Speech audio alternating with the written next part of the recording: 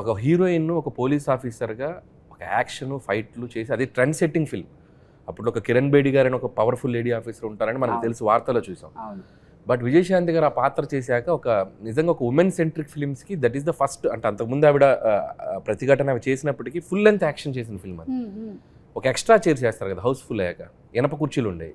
నేను ఆ ఇనప కుర్చీలు వేస్తే ఒక ఇద్దరు ఇరుక్కొని కూర్చొని చూసాం ఆ ఫిల్మ్. నేను అసలు ప్యాక్డ్.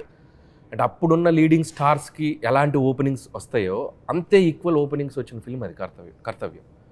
So mind blowing. అందరూ షాక్ అయిపోయి ఆ సినిమా ఎంత పెద్ద హిట్ అయిందో మనకు తెలుసు. నేను ట్రైలర్ చూశాక ఒక షాట్లో మళ్ళీ ఆవిడ యూనిఫామ్లో వెపన్ ఇలా పట్టుకుని ఏదో ఫైట్ చేసి షాక్ అయిపోయాను నేను.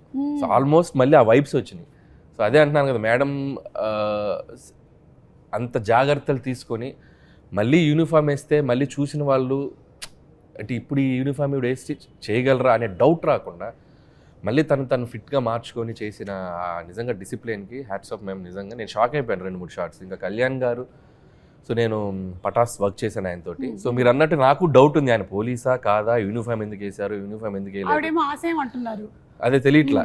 సో ఆ కన్ఫ్యూజన్ అయితే ఉంది, కథ అర్థం కాలేదు. బట్ త్రూ అవుట్ ఒక ఇంటెన్స్ ఉంది.